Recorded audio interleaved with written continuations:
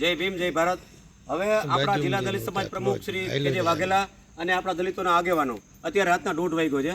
હવે આપણા 2-4 આગેવાનો ફોનમાંથી અલગ જિલ્લામાં ફોન કરી બીજા જિલ્લામાંથી અને એમ કહે છે કે ભાઈ ફરિયાદ દાખલ કરો. તો આપણે જામનગર પોલીસ અત્યારે ફરિયાદ લઈ લીધી છે.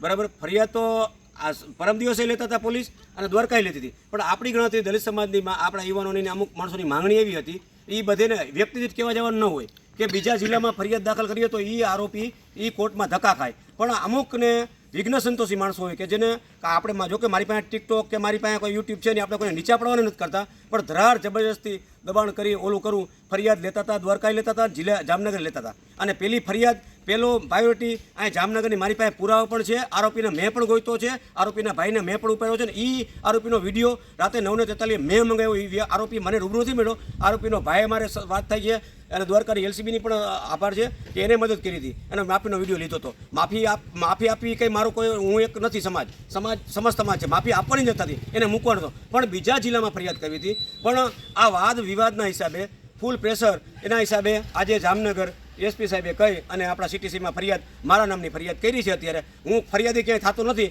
પણ આ મજબૂરી કરવી પણ શું કામ? સમાજમાં વાદ વિવાદ, અમુક માણસોને હીરોગીરી, અમુક માણસો નેતાગીરી, એના માટે અત્યારે અમુક ઘણા બધા એવા માણસો છે પોતાને સોશિયલ મીડિયામાં દબાણ કરીને પોતાને હીરોગીરી કરે. આપણે સોશિયલ હીરો નથી થવું. ફરિયાદ ખરેખર બીજા જિલ્લામાં થયો હતા તો આરોપી ત્યાં કોર્ટના ધક્કા ખાત તો એને ખબર પડત અને બધી વ્યવસ્થા પણ થાત બીજા જિલ્લામાં. તો છતાંય પણ આજે ફરિયાદ અહીંયા સીટીસીમાં કરી છે. જય ભીમ.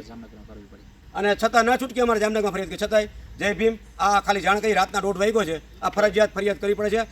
જુનાગઢના આજનો મેં વિડીયો વાયરલ કર્યો. કદાચ હું જુનાગઢ પાસે જો ફરિયાદ દાખલ ન થઈ હોત તો હું નગ્ન થઈ અને અહીંયાથી ગાંધીનગર જવાનો હતો. પણ હવે અહીંયા ફરિયાદ દાખલ થઈ છે. જુનાગઢના દેવદાનભાઈ ફરિયાદ કરી છે 3 દિવસ પહેલાં. અજય વણવી તમામનો આભાર. જુનાગઢ જે આગેવાનો મહેનત કરી છે એનો પણ આભાર અને સૌરાષ્ટ્રની ગુજરાતના તમામ યુવાનોનો આભાર. જય ભીમ. જય ભીમ.